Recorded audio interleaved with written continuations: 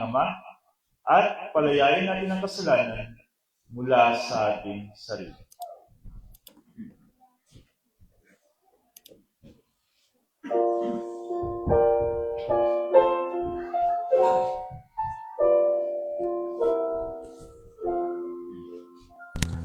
Search me, O God, and know my heart indeed. Try me, O Savior, knows my anxious thoughts.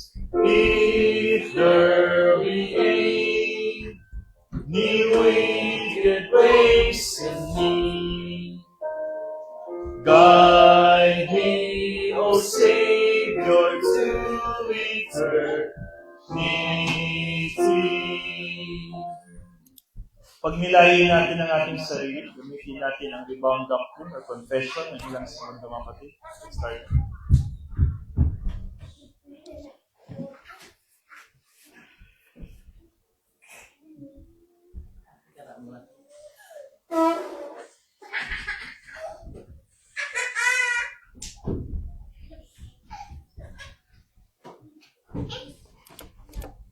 Let us pray. Father God, you're so holy, majesty, and powerful.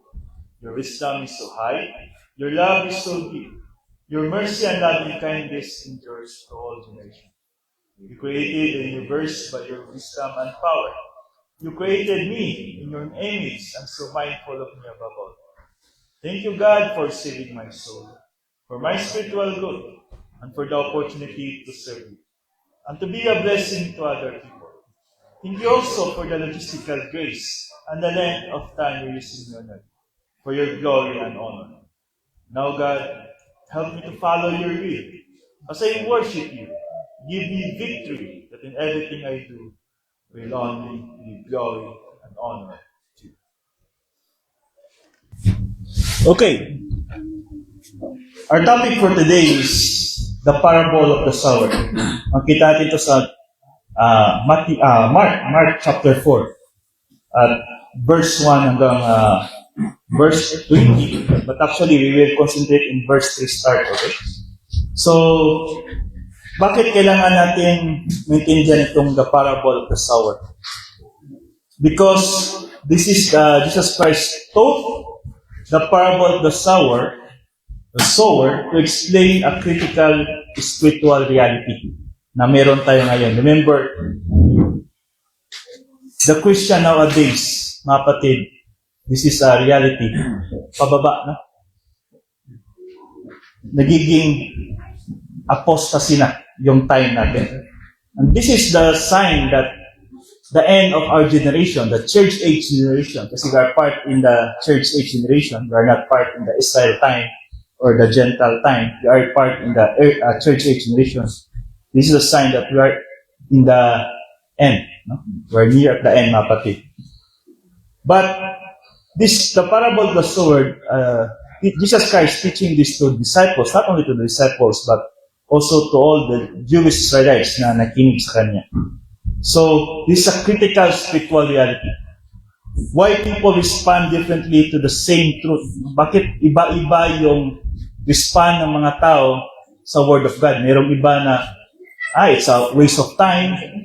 Mayroong iba, naboboard ako sa pakinig ng salita ng Diyos. May iba naman, I am emotional, parang hype ako pag makinig ng salita ng Diyos. Meron ng iba na marami akong natutunan talaga. Not because of emotion. Then may iba naman na, wala lang.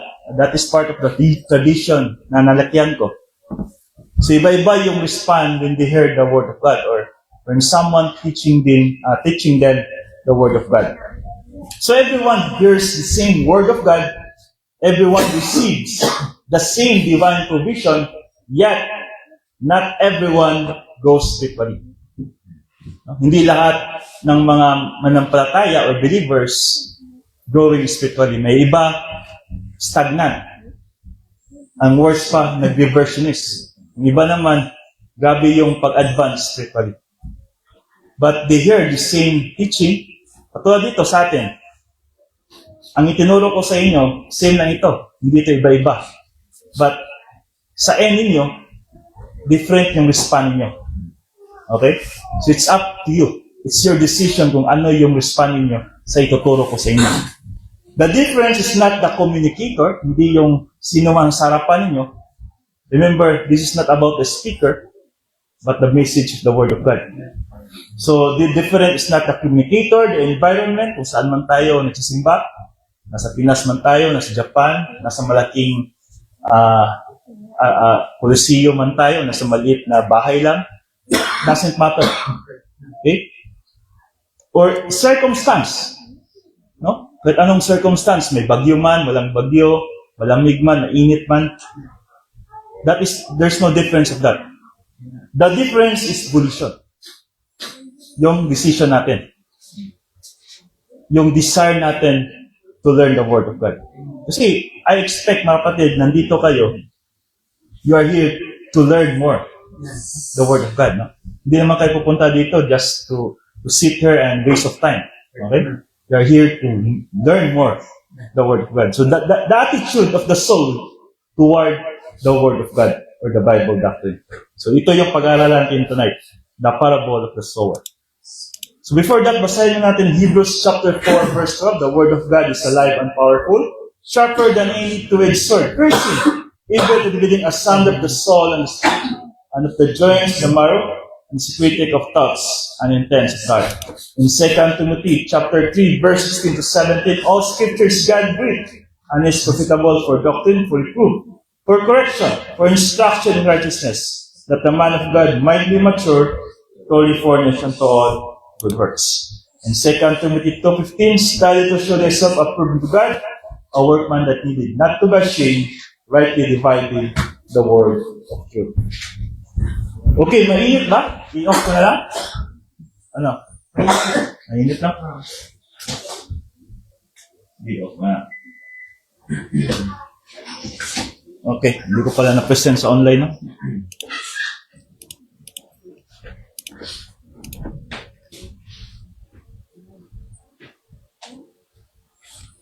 Okay. So we will start in Mark chapter 4, verse 3 to 9. Okay? This is Jesus Christ talking to disciples and some of the Jewish believers na nakikinig sa kanya. Sabi niya, listen, a farmer went out to sow seed. As he was scattering the seed, some fell along the path or the road, and the birds came and ate it up. Some fell in the rocky places where it did not have much soil. It sprang up quickly because the soil was shallow. But when the sun came up, the plants were scorched, and they withered because they have no root. Other seed fell among thorns, which grew up and choked the plants, so that they did not bear again. Still, other seed fell on the good soil. It came up, grew, and produced a crop. Some multiplying 30, some 60, some 100 times. Jesus said, whoever has ears to hear, let them hear. So Tagalog, sa inyo Tagalog, ang talinhaga tungkol sa mga hasik. Makinig kayo, may isang magsasakang lumabas upang magasik ng binhi. Sa kanyang pag-asik ay may mga binhing nalaglag sa daan. Dumating ang mga ibon at tinuka ang mga iyon. May mga binhi namang nilaglag sa batuhan. Bagamat kaunti lamang ang lupa roon, agad sumibol ang mga binhi iyon. Ngunit nang tumindi ang sikat ng araw, nalanta at natuyo ang mga binhing tumubo. Palibasa, hindi ito masyadong nagugat. May mga binhi namang nalaglag sa may damuhang matinik. Nang lumago ang mga damo, sinakal ito ang mga binhing tumubo, kaya hindi nakapagmunga ang mga binhi. At may mga binhi namang nalaglag sa matabang lupa. Ang mga ito ay tumubo, lumago, at namunga ng marami. May tig-30, tig-60, at tig-100. Sinabi pa ni Jesus, makinig ang may pandinig. In the Greek word, sabi dito, ako'y teido, excel 10, o spiron, spipay. No? Ang translation na sa English, listen, look, and sour went out so. So remember the New Testament from the Greek word yan siya, no? So akoite means listen. So the command to listen. In Mark chapter 4, verse 3. Listen to this. This is not a request. This is a command. Not only for those na kinig kay Jesus Christ, but sa atin in our time. Jesus begins with a command, not a suggestion. Emphasizing that spiritual perception begins with positive volition. Hindi pwede mapatid na makinig kayo sa aral ng Diyos na walang positive volition. Pag negative kayo, kahit ano pang ituturo ng pastor o sino mga nasa harap ninyo, wala na yan. Hindi niya na maintindihan yan pag negative kayo. Kaya, importante talaga, before kayo makinig sa isang tao, positive. Open mind. Okay? Kumbaga sa networking pa, open-minded ka ba? Parang ganun, di ba? So, kung close-minded ka, wala. Waste of time na yan para sa mga networker, no? Iwan ko, sinong networker dito? Magaling yan sila. So, yan. You need to have a positive volition. Makinig. Meron kayong desire na makinig. But, it doesn't mean na pinaniwalaan nyo kagad yung sinasabi. Meron lang kayong desire na gusto ko makinig. Ano bang truth? Okay? Listening means more than hearing sounds. It means humble receptivity to doctrine. So, merong humility. Remember, in the grace apparatus for perception na pinag-aralan natin sa ating Bible study, means meron kang teachability attitude. No? Para bang estudyante ka ng isang teacher ba na gusto ko makinig sa favorite subject ko. Gusto ko bang matuto about science, about math. Parang ganun yung attitude mo ba? Pero pag dating nga doon sa subject na ayaw mo, wala ka na. Ayaw ko, sa history. Walang nakaka-board yung history. No? Pero sa mga babae, so, math siguro, no? Math yung ayaw nila. Oh. Pero yung asawa ko, magaling yung sa math. Mas magaling ko yung sa akin. No? Pero ako, hindi ako magaling masyado. No? So yan. Yan yung different yung response natin. No? And every tinuturo sa atin. So, doctrine, kapatid, ang doctrine to, you cannot grow spiritually without willingness to learn. Ito yung pinaka-basic talaga. Hindi niya pwede sabihin niya, I want to grow, pastor, but wala akong desire, wala akong time, wala akong busy ako. So, wala kang willingness to learn. So, sa Mark chapter 4, verse 4, this is the wayside soil or the negative volition. No?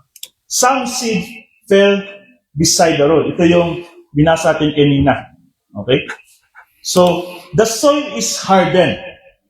Matigas na soil. Doctrine never penetrates.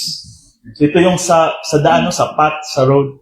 So, remember, the birds there, binasa natin sa Mark chapter 4, verse 4, is equivalent to Satan and the demon influence remove the word immediately. So, anong emphasis din, mga kapatid? This represents unbelievers or believers with entrenched to negative volition. So, katulad dito, pinag-aralan natin yung parable of sower. At an instant, wala na kayo agad desire. Para sa inyo, wala na. Ayaw ko na makinig yan kasi parang hindi totoo yan or more nakaka-boring yung tatlakay ni pastor. So, yan yung response ninyo.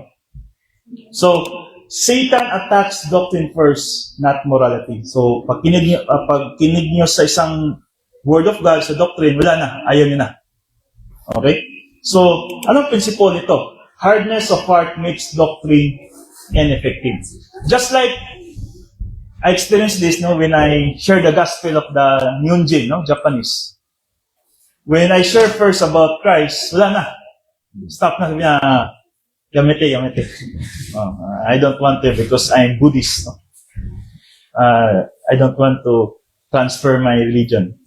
So, ganyan yung mga example yan sa mga unbelievers. No? Pag hindi ka pa nga start ka pa lang mag-share about Christ, negative na. So, not only for unbelievers, but for believers also na when we are teaching about the Word of God, doctrine, negative na. Wala. Malalim na naman itong tatalakay ni pastor. Deep na naman to. Or, baka hindi makatulong sa akin. Waste of time. So, yan yung maging attitude ng wayside soil, or in the road. Now, the best example of this is when a person attend Bible class regularly. Example, the believer. but he is mentally disengaged. Or yung minsan, yung tao na yun, yung member na yun, critical sa sino nagtuturo. Ayoko yung pastor na yan kasi masyadong nakaka-board yung teaching niya, or hindi magaling sa communication, or marami siyang mga negative sa pastor. So yan yung mga example, no? Minsan sa mga churches ganyan eh. Gusto ko matin, mamaya na ako mag-attend ng worship kasi magaling yung pastor mamaya. Ngayon, ayoko kasi. So yan yung walang humility. Okay? At remember mga kapatid, ang mga nagtuturo sa harap, ginamit lang yan sila. Hindi sila talagang nagtuturo. The Holy Spirit is the one who teach you. Okay? We are just instrument here. Pag mali yung tinuturo namin, we are responsibility. No? Meron kaming consequence yan. At grabe yung consequence yan pag mali yung sinishare mo. Kasi, word of God yan. That is the word from God. That is not word from us at i-share namin mali. Grabe yung malaki yung bigat na responsibility ang mag-share kung mali yung i-share niya. So, minsan, meron ding mga nakikinig, distracted by gadgets, no? Phone, or minsan sa work. Yan yung mga best example sa wayside soil. They hear the doctrine, but never enters in their soul. Okay? Para bang physically present, but mentally absent. Parang ganun ba, no? So the result, mga kapatid, truth is forgotten immediately. Satan removes it through distraction or ridicule. Remember, Satan is a genius person. Not person, but genius angel. Okay? And alam niya kung paano, ano yung weakness natin. Every one of us, alam niya yung weakness natin. Kasi, bata pa lang tayo, pinanganak pa lang tayo, nakatutok nila sa atin. Alam niya, ito yung strength mo, ito yung weakness mo. Doon tayo titirahan sa weakness natin. At pag tayo na magkinig ng salita ng Diyos, our enemy will try his best to steal, to destroy, and to kill, no? To steal our time for God, to kill the information na dapat nating maintindihan, the truth, and to destroy our Christian life. No? So yan yung mga consistent negative volition hardens the soul. Pag always ka negative sa salita ng Diyos, mahirap na. It will harden more. Wala ka na talagang gana na makinig ng salita ng Diyos. Just like the Pharaoh. Remember in the story of Moses in the Egypt? Kahit anong turo ni Moses kang Pharaoh, marami ng mga sakuna nangyari. No? Mga plagues. But still, the heart of Pharaoh is hard. Ayaw niyang maniwala kang Moises. Hanggang doon na sa Red Sea, doon na talaga namatay lahat ng tauhan niya. Una, yung economic pa lang, anak pa lang niya, pero nung nandun na sa Red Sea, siya na lang yata natira doon. But still, hard pa rin yung heart niya. Hindi pa rin siya niwala sa God ng Israelites. So yan yung nangyari mga kapatid. Sa mga tao na, lalo ng mga unbeliever, if they will reject Jesus Christ, first, second, mayroon na naman mag-share sa Kanya, they will reject again. Hanggang harden na talaga yan. Hindi na talaga yan maniwala. Kaya, yung mga tao na yan, they are destined to talaga sa lake of fire. Okay? They are destined. We are not judging them because hindi pa naman tapos yung buhay nila. Pero, yung trend nila, because of rejecting of the gospel or the good news, doon talaga sa papunta sa lake of fire. Or first, sa torments, the temporary residence of the unbelievers, but after millennium, they will put in the lake of fire. Okay, so in Mark chapter 4, verse 5, this is the rocky soil. So kanina sa wayside soil, the road, the path, it sprang up immediately but had no root. So, initial enthusiasm, merong ng desire, makinig. Nakinig ako, pastor. Then meron ako naintindihan, kaunti. But no doctrinal foundation. So, collapse under testing, pressure, adversity. Pag mayroong mga adversity, wala na. Hindi na in-apply yung salita ng Diyos. Or nakakalimutan na. So, this emphasizes mauti that emotion is not spirituality. Minsan, we are hyped and go to church kasi gusto kong makinig ng salita ng Diyos. Yan, nandito, nakikinig. But after the church, or ilang araw lang, merong circumstance dumating sa kanya. Merong problem dumating sa kanya. Ay, wala na. Wala nang desire to learn the Word of God. Na-overwhelm na sa problema. May problema ako sa trabaho. Wala palang kwenta yung salita ng Diyos. No? Akala ko, i-bless ako, hindi pala. No? So, emotion is not spirituality. No root, no stored doctrine in the soul. Kaya nga, in our group where we are not it's okay to sing a song, no? Because meron tayong counting emotion na bibuild dyan. But we are not here for entertaining our emotion. Kailangan magtalon-talon tayo, kailangan magpalakpakan tayo. Because remember, emotion is inconsistent yan. No? Hindi siya, ngayon, happy tayo, mamaya, malungkot na naman. Self-pity na naman tayo. So if we base our worship in emotion, delikado. Kaya nga, nakabase yung worship natin in mentality, kung ano yung laman sa soul natin. So if no root, no stored doctrine in the soul. So kung wala kang doctrine or soul, then ano yung magamitin mo na application? Di ba? Just like for example, kung hindi mo alam yung confession, paano ka mag-confess? Pupunta ka diretso, makinig, pero walang confession, iminay. Kasi the procedure, you need to confess para clean in front of God. Because when you worship God, we need to be clean first. You cannot worship God na meron kang kasalanan pa. Kaya nga, in the Old Testament, the priests and the Pharisees, before they went or go inside in the Holy of Holies, i-make sure muna yung sarili nila that they're clean. No? Naka-confess sila. So same sa atin. Because we are worshiping God who is holy, we need to be clean. Walang sin na meron tayo. So yan yung doctrine. We need to have doctrine so that meron tayong kakayahan, capacity to worship God. Yeah, we are saved. Wala nang issue salvation natin. But the problem is our Christian life. Are we doing the right thing in the right way? Or are we doing the right thing in the wrong way? Remember, the rewarding mapatid, naka-base yan sa right thing in the right way. Pumunta ba tayo dito? Yeah.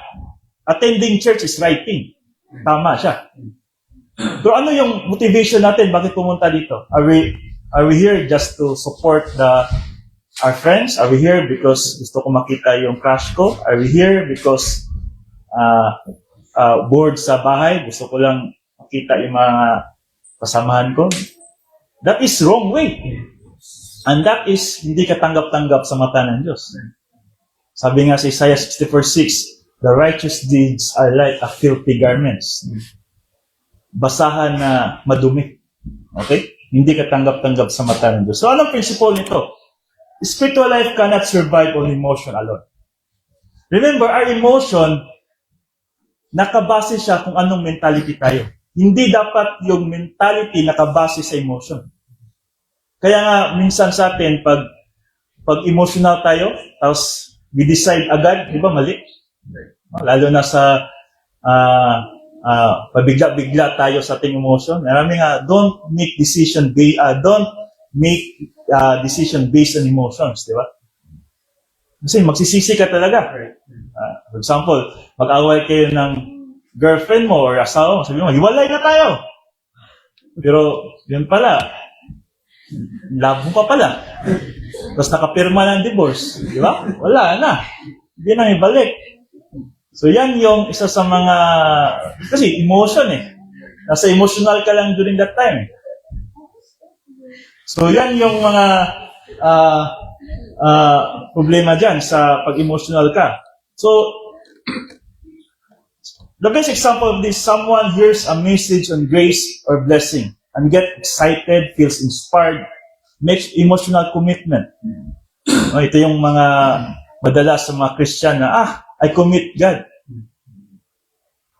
Starting tomorrow, God, babasa ko from Genesis to Revelation. Commitment agad. Pero pagdating yung problema, kahit Genesis 1:1, hindi na mabasa.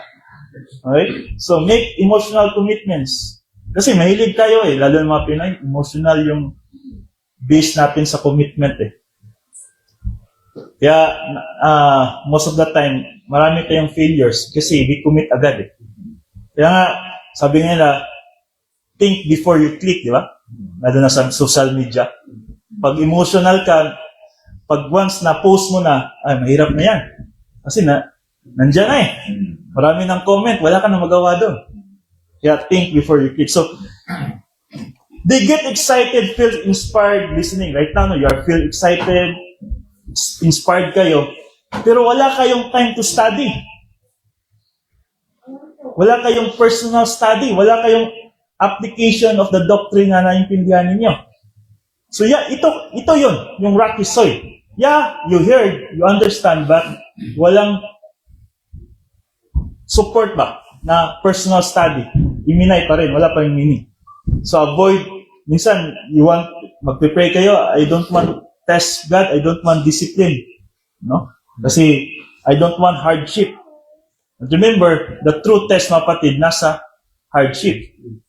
Nasa problems. Hindi sa walang problems. Diyan matitest yung spiritual natin. Okay, kaya nga mag-pray kayo, God, give me courage, then God will give you problems. Yan yung answer niya. Para yung courage mo, ma-apply mo. So, when pressure or hardship comes, they quit. Yan yung nangyayari sa mga believers who are emotional response. Pag mayroong mga pressure, hardship, ayaw ko na. Quit na. So, anong lesson ito? Emotion can't imitate spiritually briefly. Okay? Sandali. Kaya nga yung mga ibang mga churches, pag yung worship na is emotional, hype talaga. Grabe yung desire. Paglabas, ilang oras lang, wala na. Balik na naman sa dating gawin. Makasalanan na naman. Walang growth. Di ba? Bahala na hindi kayo emotional hype, basta paglabas, na-apply yung salita ng Diyos. Yun yung tama. Okay? So, in Mark chapter 4 verse 7, this is a thorny soil, distraction by the details of life. I think, madalas, ito yung nangyari sa mga believers ngayon. The thorn came up and choked it. Thorn represent worry, riches, pleasures, destruction of Satan's world system. Ano yung destruction na ngayon na meron tayo ngayon? The gadgets, no? The money, the power. Doctrine enters but is not prioritized. Okay? Emphasizing that this often describes believers who know doctrine but allow life's details to dominate their thinking. Okay? Alam ko yung salita ng Diyos. Alam ko that dapat unahin siya all the time. No? Seek ye first. Pero, Pastor, mahirap. May business kasi ako. At ang meeting namin every Sunday. Yun lang yung time na magkaroon ako ng income every Sunday. Kasi Monday to Friday, walang pupunta dito. No? Yan na, minsan na napakinggan ko sa mga negosyante. Sunday lang yung available ng mga tao, pupunta dito. So, sorry, wala. Negosyo kasi to. Pero I know that we need to prioritize God. Okay? So, nandun lang sa bibig, pero wala sa gawa. No? So, growth is neutralized and reversed. Ito na nangyari. If you are a believer at yun yung thinking mo, walang growth doon. Pababa ka doon. You're in the reversionistic trend na manampalataya, mga kapatid. So, anong principle nito? Preoccupation with the word shocks. Spiritual momentum. So, kung ikaw isang believer at they're preoccupied with the details of life, like money, yung job natin, yung family natin, minsan yung family reunion, Sunday pa naman. Sabi yung pastor, minsan na lang yung family reunion. Once a year lang, hindi ako makasali talaga. Ganyan. So minsan na-overwhelm tayo niyan. But still, we need to pray to God. Ito yung pinakauna dapat. Okay? So, the best example of this is a believer who knows doctrine, grows spiritually, but becomes preoccupied with career, money, relationships, or stress, and doctrine is still heard but no longer prioritized. Kaya nga, pag once yung sabihin mo, I want to grow spiritually, pero gusto ko rin maging power dito sa mundo, maging famous sa mundo, then you cannot serve the master at the same time. Kailangan may give up ka dyan. Most of the time, i-give up mo yung salita ng Diyos talaga. Kaya nga yung mga politiko, I don't judge them, mahirap sa kanila talaga na hindi naman siguro sila believers most of the time. Unbelievers naman sila. But I have no right to judge them.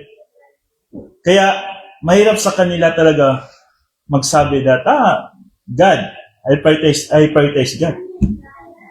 Kasi nga, unahin talaga nila yung power. Kasi pag once nandun ka sa power, you desire more power. Yung kapitan, tatakbo yan ng councilor, first councilor, tapos yung councilor, tatakbo ng vice mayor, mayor. Tapos yung mayor, minsan, tatakbo yan ng national, di ba? Yan na yung power. Pag nandun ka na sitwasyon yun, mas desire ka na. Just like the businessman. Pag kumita ng milyon, gusto ko siguro maging billion na naman. Bilyonaryo, trilyonaryo. Kaya yung mga worldless riches, competition na yan sila. Pride na yan nila. Kung tutusin, kaya nila mabuhay kahit apu-apuhan nila. Doon na lang sa bahay. So, bakit gusto pa nilang kumita ng kumita? Nagiging gahaman na, ano na ba yung term yan? Na-overwhelm na sila. The details of life. Kaya yung spiritual mature believer, he is the master of the details of life. Alam niya yung priority niya. Seek ye first the kingdom of God, and all these things shall be added unto you. Ano man yung desire natin, material or relationship, God will provide that if we first seek His Word. Ang problema lang, mga tao ngayon, they seek first this world, not the Word of God. Okay? That's why the result that stagnation sa believers, walang growth, walang fruit. There's no fruit. Kasi katulad itong thorny soil, tumubo siya, pero hindi siya nakaproduce ng fruit kasi nga, yung mga, yung mga damo, nakapaligid sa kanya, yun yung mga details of life, yung mga damo, yung mga wealth, yung fame, yun yung naghatak sa kanya na hindi siya tumubo kaya hindi siya makabunga. So, walang fruit. So, kung walang fruit, then, wala tayong spiritual momentum. At yan, di ba, remember, the fruit of the Holy Spirit is love, peace, joy. Hindi yung pakitang tao, na love yung. Kaya natin pakitang tao, I love you. But deep inside, wala pala. But the true love, mga kapatid, kahit hindi mo pa sabihin, you love that person. Kahit kalaban mo pa yan, you love that person. Kung ngayon, hindi nyo pa na-experience yan, ibig sabihin, wala pa talaga. Kasi pag once makita nyo pa yung kalaban nyo, gusto nyo na suntukin na yan. Wala talagang love yan. Okay? So, yan mga kapatid. We need to grow so that we can be productive. Hindi tayo pwedeng maging productive na walang growth. No? So, worldly distraction can neutralize doctrine without overt sin. No? Yan yung worldly distraction. It will neutralize the doctrine in our soul. Yes, mayroon na sana yung doctrine, kaya lang hindi natin ma-apply kasi nga na-distract tayo sa worldly things, mga kapatid. Sabi nga sa 1 John chapter 2, verse 15 to 17, do not love the world, nor the things in the world. If anyone loves the world, the love of the Father is not in him. For all that is in the world, the lust of the flesh, desire natin sa katawan natin, the lust of the eyes, ang nakita natin sa ating mata, mga materials, and the boastful of Christ inside, mga achievements natin, mga career natin, is not from the Father, but is from the world. The world is passing away. Remember, our family, our job, our careers, our money passing away. And also its lust. But the one who does the will of God lives forever. Meron nga siyang story, I don't know kung ano, ito sa iba siguro, o sa iba wala pa. Meron isang hari, may apat siyang asawa. Sabi niya, mamatay na siya, meron na taning yung buhay niya. Inuna niya in-approach yung ikapat na asawa niya. Kasi yung ikapat na asawa niya, bata pa, sexy pa. Sabi niya, kung matay ako, sama ka ba sa akin? Sabi niya, so, hindi. Hanap ako ng iba. Bata pa ako. Di ba? I'm still young. Sabi niya, lungkot siya. Ano ba? Pangatlong asawa, in-approach niya. Sabi niya, pangatlong asawa, kung matay ako, sama ka ba sa akin? Sabi niya, pangatlo, hindi, kasi maghanap na ako din ng iba. Ganun ba? Tapos, kasi yung pangatlo kasi, yun yung pinapakita niya sa pag may meeting, dinadala niya ba? Yan yung parang pride niya. Yung pangapat, hindi niya dinadala. Yun yung secret affair niya talaga. Yung pangalawa, in-approach niya. Say, kaya mo bang sumama sa akin? Matay? Sabi niya, kaya kitang dalhin sa burial mo, kaya kitang sabayan. Pero hindi ako sabay na doon na sa yung papasok ka doon sa ilalim. Yun nga, ganun ba? Yung unang asawa niya, kasi love niya, pero kalimutan na niya eh. Parang, kasi old na kasi, ganyan. Tinanong niya pa rin, sama ka ba sa akin? Sabi mo ng asawa, till death do us part, sabay ako sa'yo. Matay ka, matay rin ako. Doon siya umiyak. Sabi, at ang story niya mapatid, yung fourth wife, yun yung money natin, no? Material things na meron tayo. No? Yan yung meron tayo sa yung body natin, yung body natin. Anong gusto ng body natin, binibigay natin, di ba? Pero still, our body, hindi sabay sa langit yan. Pag mamatay tayo, iwan yan dito. Balik yan sa ash. Yung pangatlo, yun yung achievements natin ng third wife. Maghanap lang yan ng yung pera natin, yung cars natin, yung house natin. Pag mamatay tayo, iba na may-ari niyan. Hindi na ikaw. Kung hindi man ang anak mo, siguro sa ibang tao na. Oh, kumpare. Iba yun, no? So, yan. So, yung pangalawang asawa, yun yung di ba, sasabay sa burial mo, pero hindi talaga mamamatay para sa'yo. Ito yung family and friends natin. They will go with you, pag mamatay ka, pero hindi sila sabay. Pero yung unang asawa, ito yung soul natin. Yung soul natin, which is the pinaka-importante mapatid. Kasi ito yung sasabay sa atin pagkamatay natin. So kung yung soul natin, hindi natin pinaprioritize mapatid, then, yun yung mahirap. Pag-uwi natin,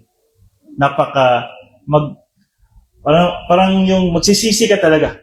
Okay? Just like the king, magsisi talaga kasi yung 4th, 3rd, 2nd, wala. Pero yung first, at dito yung meron tayo unay. Pagkapanganak natin, nandito yung soul natin. Sabayan. Yung pag-breath natin, the first breath natin, yun yung soul natin. Okay? Itong body natin, mortal lang to. Itong mga sakit natin, wala rin ito. Yung mga yung mga diferensya sa katawan natin, wala rin ito. But our soul, mga kapatid, ito yung tayo talaga. Kasi yung soul natin, ito yung mentality natin, ito yung consciousness natin, ito yung emotion natin, volition natin, ito yung soul na meron tayo. Kaya nga, pag mamatay tayo, yung body natin, pag nasa, ano yung tawag nun, yung kabaong, Kahit anong suntok niya, hindi wala na yung ma-feel ang pain. Kasi yung soul, wala na dyan. Yung soul kasi, yun yung naka-feel ng pain. Okay? So yan ang kapatid. Distraction by the details of life. Pag na-distract tayo, then we cannot apply the Word of God. Okay? So, the good soil. This is a believer who have positive volition toward doctrine.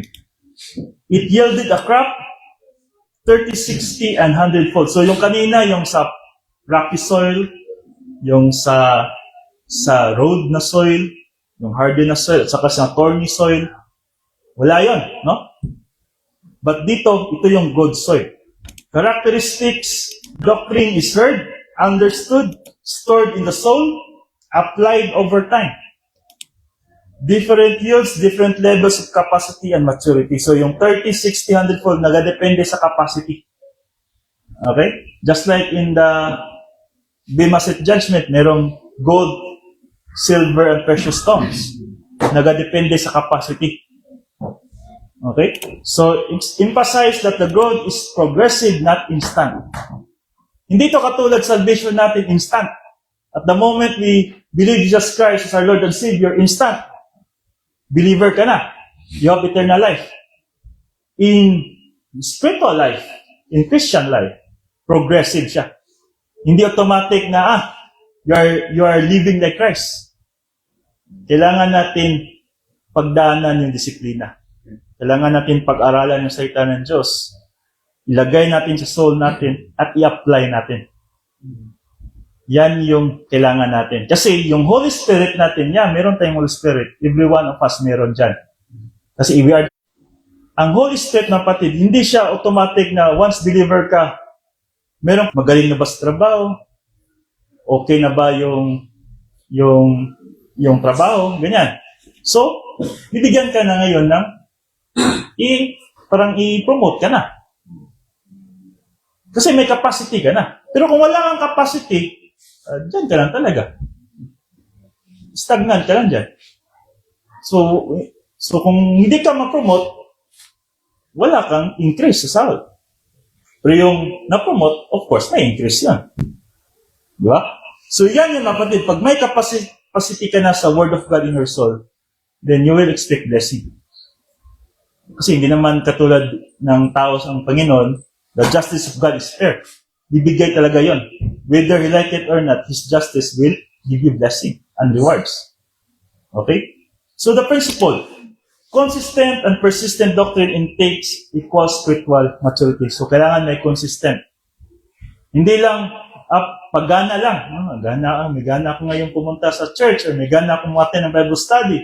May gana akong magbasa. Hindi ganyan. Consistent. Minsan, yung wala kang gana, yun yung magandang pag-aralan yung salita ng Diyos. Kasi na-overcome mo yung pleasures mo. Na-overcome mo yung flesh mo. Yan yung maganda. Kasi, ibig sabihin, natetest mo yung sarili mo na kaya ko palang overcome yung flesh ko. In spite na ang daming distraction, temptation, na ayaw, huwag kang mag-study. Waste of time. May YouTube, may Facebook. Diyan ka. Manood ka dyan ng kahit ano-ano. Busy sa trabaho. Bukas may trabaho ka pa. Dapat matulog ka na. And that's the time na kaya dapat mong i-overcome yan. Okay? Kasi yung mapag-aralan mo sa salita ng Diyos, yun yung makakatulong sa'yo. Pag once kaharap mo na yung situation na problema, pag nandyan na sa harapan yung problema, Word of God yung i-apply mo eh. Di naman yung anong nakita mo sa Facebook, di naman yung i-apply mo. Di ba? So, the best example of this, a believer who is consistent learning the Word of God, pag listens with humility, applies truth under pressure. Ito yung test natin eh. Yung nandun ka na situation na test, tapos in-apply mo kagad yung Word of God. Minsan kasi tayo, pag nandun na sa test, nauna yung human viewpoint eh. Nauna yung old man natin na response. Doon na natin ma-realize, mali pala yung response ko, dapat yung Word of God. Wala na. Sayang na yung rewards. No? For example, mayroong umaway sa'yo. Pagpasok mo pa lang sa opisina, baka na yung baka na yung harap mo. Anong response mo dyan? Magalit ka ba sa kanya? Suntukin mo ba? Or yung sabihin mo, love them. Pray for them. Then ano yung man yung sabihin niya, then sumunod tayo. No? Obey your earthly master as you obey God. Growth is gradual but real. And remains faithful over time, kapatid. So kung ganito ka na you're in a good soil, tumubo ka, nagbunga ka, you have stability. May stability ka. Kahit anong circumstance na harapin mo, you can stand. Merong adversities, merong prosperity, you can stand. Remember, prosperity is also a test. Sabihin nyo, paano naging test yung prosperity, pastor? Pera na yan. Marami ng blessing. No. Minsan, yung prosperity, tinitest ka ng Diyos kung ma-prioritize mo pa ba siya kahit may pera ka na, marami ka ng blessing. Di ba? So, discernment. Magaling ka na sa discernment. Ito, test ito. Ito, discipline ito. Itong nangyari sa buhay ko, alam ko, disiplina to. Kaya I need to confess. Ito, test to. Kailangan kong i-overcome ito. Kailangan hindi ko i-pray na mawala ito. Katulad ni Paul, di ba? Nag-pray siya 3 times na mawala yung thorn of the flesh. Pero may purpose siya. To test him.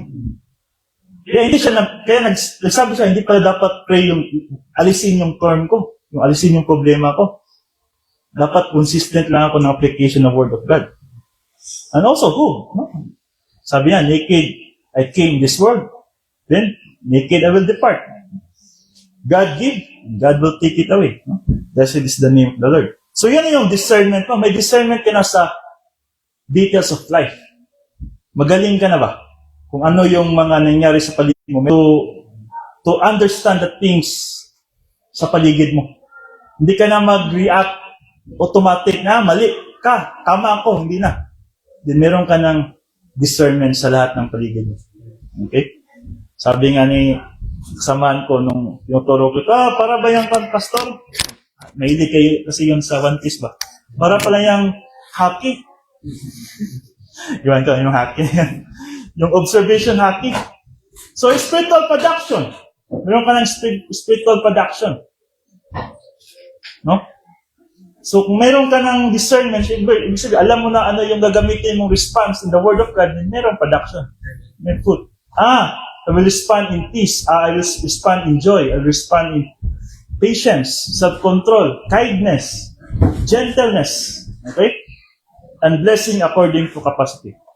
So spiritual growth is invisible at first, but inevitable. As you grow spiritually, just like the apostles, just like the prophets, di mo na, parang, as you grow spiritually, mapatid, your hunger more doctrine. Doctrine precept doctrines. Para bang, sabi nga ng isa sa mga teacher na ituro, meron daw 4 na baliw sa Bible. No? Yung unang 3 baliw, of course, baliw sila sa pleasures, baliw sila sa material things, baliw sila sa ganyan. Yung pang-4 na baliw, yun yung baliw sa Diyos. Kaya na-give up pamilya niya, kaya na-give up yung sarili niya just to. At yan yung nangyari kang Apostle Paul. Give up niya yung career niya as malaki yung status niya sa Jews, sa Israelites. Malaking status ni Apostle Paul. Maraming pera si Apostle Paul kasi isa siya sa mga one of the Sanhedrin. Kung ikumpara natin yan, siguro, Senate yan, parang ganun. Sa Congress, gano'n. Give up niya. Tapos, yung pera niya, hindi siya naghingi. Based in his, nagtatrabaho siya. Kung saan siya mapadpad, hanap siya trabaho para masupply yung kailangan niya. And then, magtuturo siya ng Word of God. After ng trabaho. Tapos, punta naman niya sa ibang lugar, hanap naman trabaho sa umaga, then, magtuturo na naman. So yan yung mapatid. Baliw sa Word of God, nababaliw na sa sa salita ng Diyos or sa Panginoon. At mayroong konsekwensya. Kaya nga sabi niya po, so for me to live is Christ and to die is gain. At yung consequence niyan is reward. Kaya si Apostle Paul, I'm sure na pag-uwi doon sa langit, wala na. Mataas na yung, iwan ko. Well, meron tayong kakayahan na maging katulad nila, na Apostle Paul, Apostle Peter, ng mga prophets like Elijah. Siguro, isa na rin doon sila David, sa mga kings. Siguro ka Jesus Christ, hindi natin maabot si Jesus Christ. Pero same tayo ng mentality, same tayo ng soul. Hindi naman iba yung soul nila. Ang kaibahan lang decision nila. They decide na magpakabaliw sa Panginoon just sa magpakabaliw sa mundo. Kaya kung tayo magpakabaliw tayo sa Diyos, yan yung tama sa mundong ito. Kasi this world pass away. Pag nandun ka na at the moment of your death, yung di man automatic patay ka kagad, dahan-dahan man daw yan, galing sa paa, papunta dun sa ulo, di ba? Doon mo ma-realize that, ano yung response mo? Are you excited or nagsisisi ka ba? Kasi if you are a mature believer, excited ka talaga. Just like Apostle Paul, excited na siyang umuwi. Pero may responsibility pa daw siya na hindi pa kayang pabayaan. Or ikaw yung believer na you are in the brink of death na, sayang yung time ko. Waste of time. Puro sa mundo lang. Wala sa Diyos. Di ba? So, spiritual accountability, mabatid. Sabi nga sa Mark chapter 4 verse 9, whoever has ears, let them hear. Let him hear. Jesus placed responsibility on the hair. Sa atin, this is a responsibility. This emphasizes that God provides doctrine. Nandyan na yung magtuturo sa inyo. Nandyan na yung Word of God. Ma-install yun na sa application nyo, sa cellphone niyo, yung Bible. God provides everything. Walang excuse na God. Nahirap kasi yung salita mo kasi hindi ko ma-download, walang natuturo. Kahit even the communist nation sa China, mayroong mga Bible doon. Okay? The believer chooses whether to receive it or to reject it. Dalawa lang. So, are you going to receive this message today? Or are you going to reject? Kasi if you are going to reject this, then para lang itong hangin, nawawala lang sa inyo. Hindi nyo na ma-remember ito. But if you're going to receive it, hindi nyo malimutan ito. It will install in your soul. At the moment na nandun ka situation na maalala nyo kagad ito because the Holy Spirit will help us to remember yung natutunan natin. Okay? Yan yung trabaho ng Holy Spirit. That is one of His ministry inside of us. The principle, volition determines spiritual status and destiny. So every decisions natin ngayon, I want to grow. Then I need to learn more. Then nakadepende yung spiritual status. Are you going to be a matured believer? Or are you going to babes believers? And remember, in the babes believer, always discipline yan. Walang testing yan. Just like sa mga bata ba? Bakit ba natin pinapalo mga bata? Kasi tinuturuan natin, didisiplina natin. Pero kung matured na yan, mga 50 years old, papaluin pa ba natin yan? Hindi. Nakaya na yun. Yeah? So, sa spiritual life, mga kapatid, pag tayo bata pa, God will discipline us. Papaluin tayo. Pero pag matured na tayo, God will give us test. And that test, that is rewardable. Yung discipline, walang reward yan. Kasi gusto lang yan na maitama tayo, ma-check tayo. Pero yung test, yan yung reward. Para ba sa school, sa exam, yun yung pag makapasa ka sa exam, of course, pasok ka na. Or step up ka na sa anong level ka. Di ba?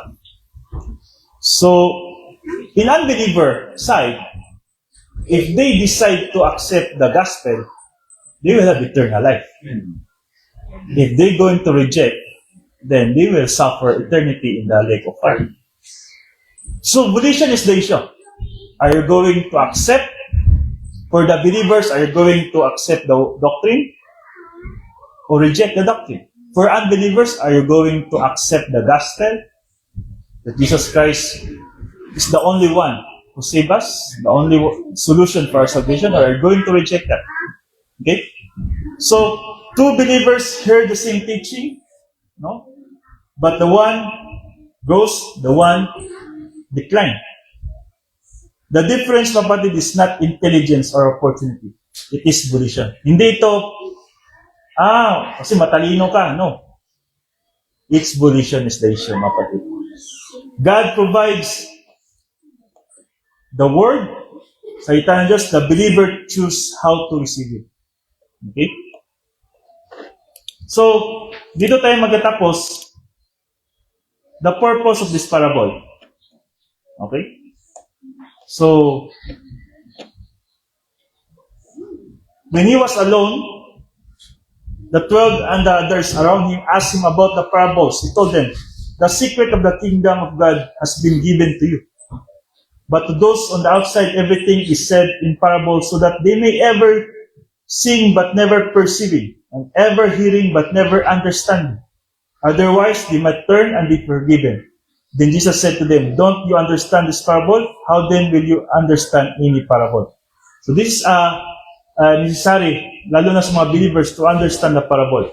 Because hindi lahat ng tao nakakaintindi ng parable. And ito sa Tagalog na ito. Hindi mo na basahin sa Tagalog kasi wala tayong oras, okay? So, why parables reveal and conceal truth? Positive evolution 6 explanation.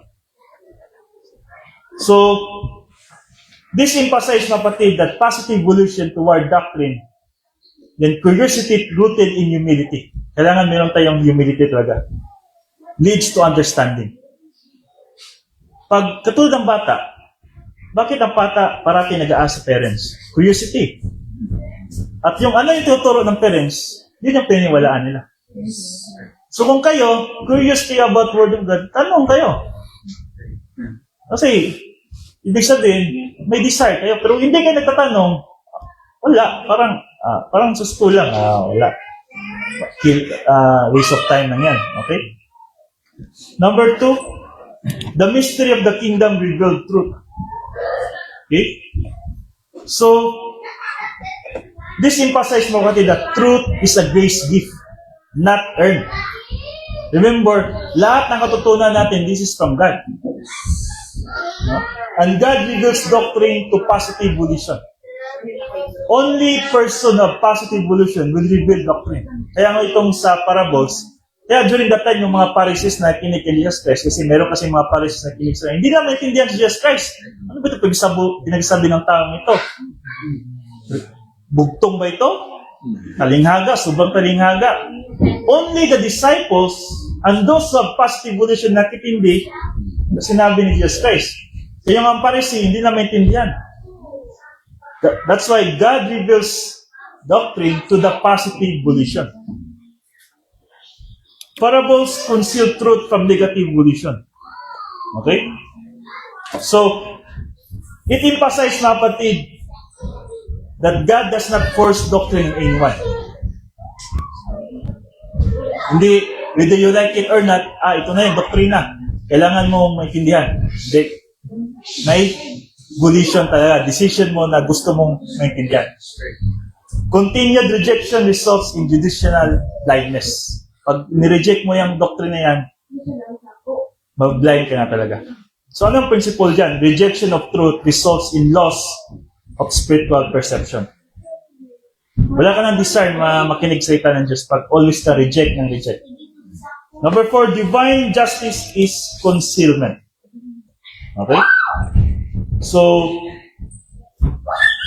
it emphasizes that divine discipline often comes with understanding. Okay? And spiritual blindness is self-inflicted. Bakit tayo nagsasuffer? It is self-inflicted. Dahil wala tayong salita ng Diyos. Kasi pag once you have Word of God in your soul, wala, may pain, pero hindi ka mag-question sa Panginoon. Walang doubt sa Panginoon. You always, sabihin, in all circumstances, give thanks. So, in adversity, God, thank you for this. Thank you for this opportunity na ma-apply kong salita ng Diyos. Okay? Number 5, parables are foundational to all doctrine. So it emphasized that parable explains how doctrine is received. Without understanding volition, no doctrine can be applied correctly. So the principles, mga kapatid, understanding doctrine intake is essential to spiritual growth. Reception precedes application. Without Word of God, without doctrine inside of our soul, we cannot apply. It is impossible for us to apply. Now, for example, meron tayong problema sa ating siguro sa trabaho. Without the doctrine of the faithless drill, hindi niyo ma-apply yung faithless drill dyan. No? Yung 3-step plan of faithless drill. First, you need to have, you claim the promise of God. All things work together for good. And then, meron kang doctrinal rationale that God will not broke His promise. And then you will draw a doctrinal conclusion. If God will not bend His promises or will not broke His promises, then all things work together for good.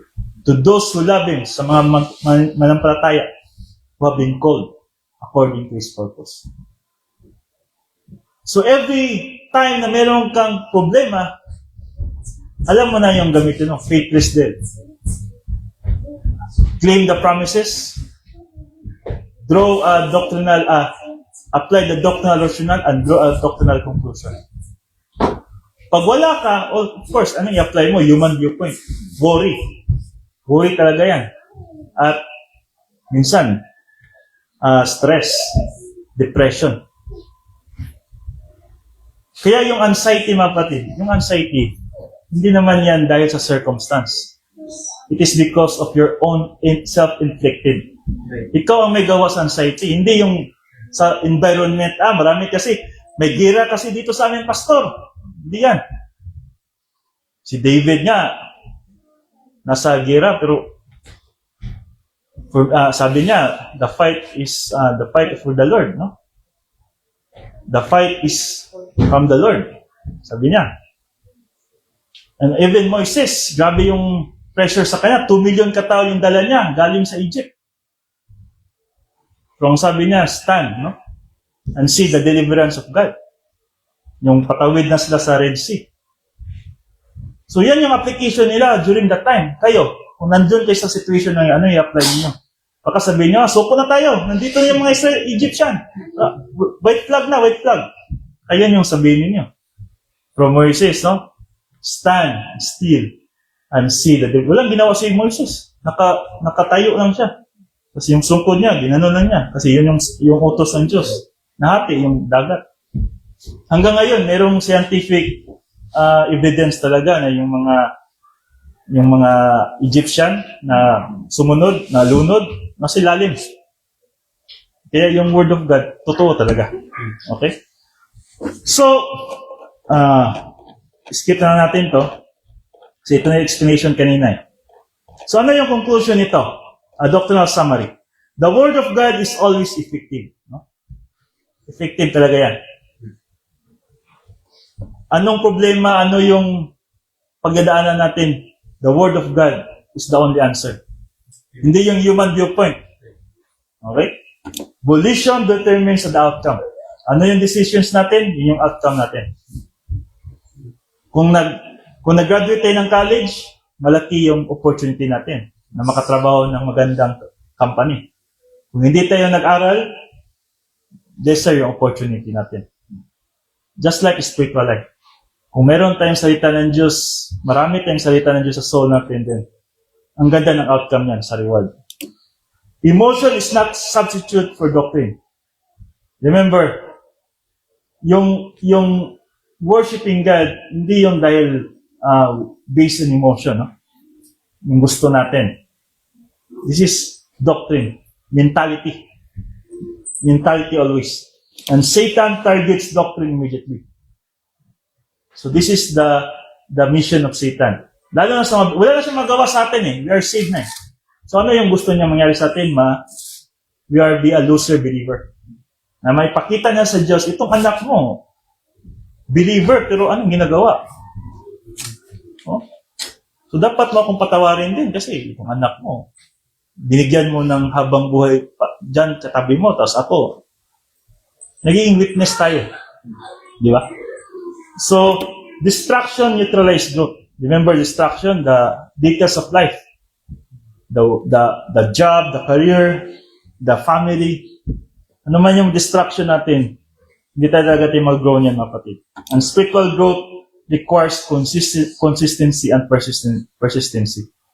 So not only consistent every day, but persistent. Pagod ka man, hindi ka man pagod. Giri-giri na yung oras mo, o hindi man giri-giri. Busy man ka man o hindi, you need to learn the Word of God. Just like a food, kahit anong busy, kailangan natin kumain, di ba?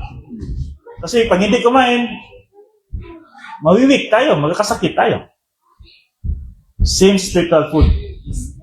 Sabi nga Jesus Christ, man should not live by bread alone, but by the Word of God. So we need to eat the spiritual food for our spiritual life. Diba? Sabi kayo na, we need to prioritize the first wife, our soul. Pakainin natin. Kasi kung pinapakain natin yung soul natin once a week, may problema, week talaga. Pero kung pinapakain natin yung soul natin ng same sa physical life natin, 3 times a day, kayang-kaya yung mga problema.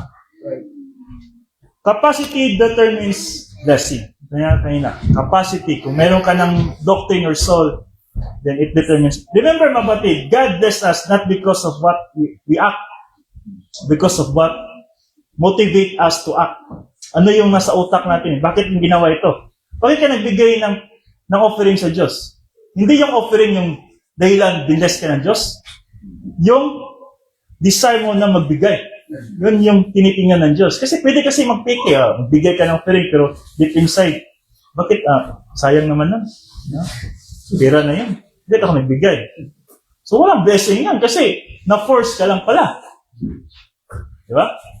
Kaya titingnan ng Diyos mapalit, ano yung nasa thinking natin? Ano yung motivation natin? Bakit ginawa natin yung action? Minsan nga, kahit wala kang action, basta mayroon kang tamang pag-isip, i-bless ka ng Diyos. Di ba? Katulad ng matandang babae, di ba? Nagbigay ka ng kahit kaunti lang, yung desire niyang bumigay talaga ng Diyos. Sabi ng Diyos, Jesus Christ, mas mapalad tong babae na ito. Kaysa dong nagbigay nga ng maraming pera, pero wala naman, pakitang tao lang. Okay? So, conclusion.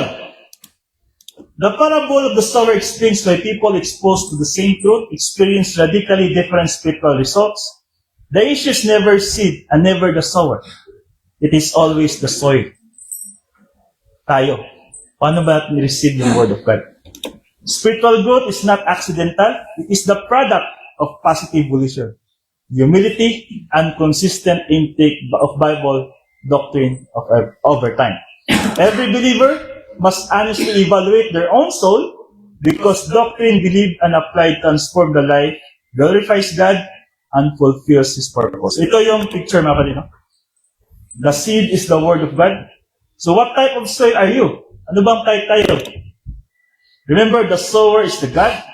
He provides everything. Wala tayong excuse. The seed is the Word of God. But the soil is us. Are we the road soil? Are we the rocky soil? Are you the thorn soil or the weedy soil? Or are you the gold soil? Kayo na nakala mo ano kayo dito. Me as pastor, hindi ko kayang isa-isahin kayo, ito, no? Wala akong kayanan ganyan. Me and myself, I can say ano yung soil ako. Okay? So the success or failure of the Word of God in a person's life depends entirely on the condition of the soul. Not on God, not on the communicator, and not on the circumstance. Okay? So the seed is always perfect. The variable is the soil. Tayo yung problema. Okay? So spiritual growth is not accidental. It is the result of daily positive volition toward Bible doctrine. When doctrine is consistently and persistently heard, believed, and applied, it inevitably produces fruit that glorifies God. Diba? Not just a hearers, but a doers of God. Okay? So dito lang tayo, mga kapatid. I hope marami tayong natutunan.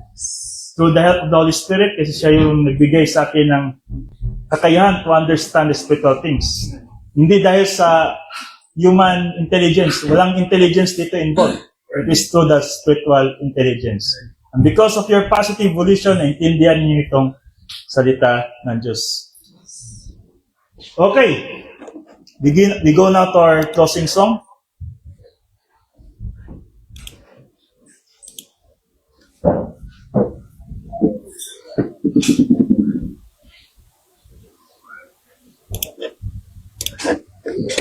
Okay, we stand together mga kapatid, no? Then, kantahin natin itong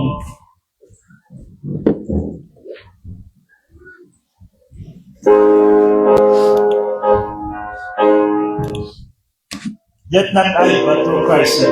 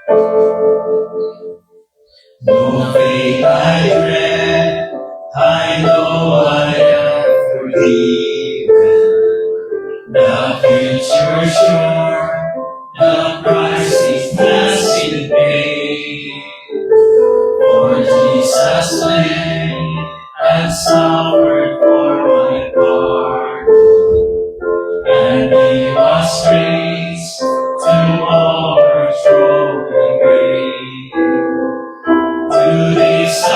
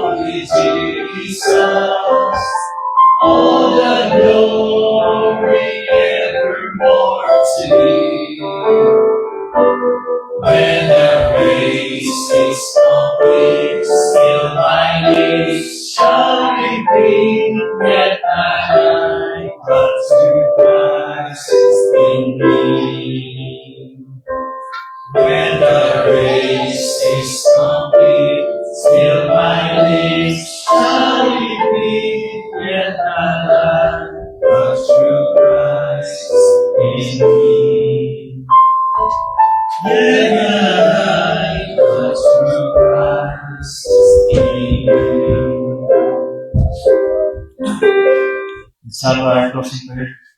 Yet not I, but to Christ.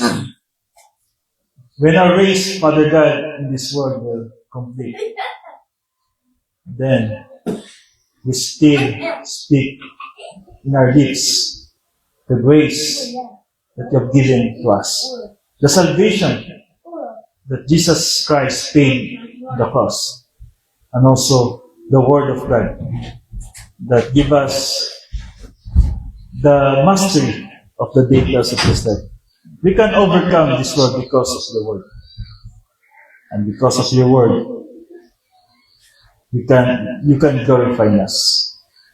Thank you, Father God, for the Word of God that we are about to discuss today. About the parable of the sower. Yeah, the sower is you. You provide everything for us. There's no excuse for us. The seed is the Word of God. We are the soil. And it's our decision, Father God, whether we will be the road soil, the rocky soil, the withered soil, or the good soil. And I pray and I hope, Father, bawat isa dito, each one of us here will be a good soil so that we can be productive, and we can produce fruit, Father God. Thank you for this group, for their positive volition, for your desire to learn more, and their willingness to learn. Because, Father God, without the help of the Holy Spirit, hindi namin maintindihan ito. Just like the Pharisee who listened to Jesus Christ, but still they didn't understand what Jesus Christ taught them. Only the disciples and those believers who have positive volition na nakinig sa Kanya. Father God, as we end our worship today, another na naman na opportunity harapin namin mamaya, sa pag-uwi, bukas, sa trabaho, saan man kami mapadpad. I hope and I pray na bawat salita mo na nasa soul namin, ma-apply namin sa buhay namin. Because this is the only way we can survive this world, the world. Not in human viewpoint, not our own solution, but their solution. Just like our salvation, your own Son is the only solution. Thank you, Father God, for all the blessings, for all the circumstances, for all the adversities, for all the prosperities. Thank you, everything. We give up glory and honor to you. Through your Son, Jesus Christ, our Lord and Savior. Amen. Amen. To God be the glory, Mama.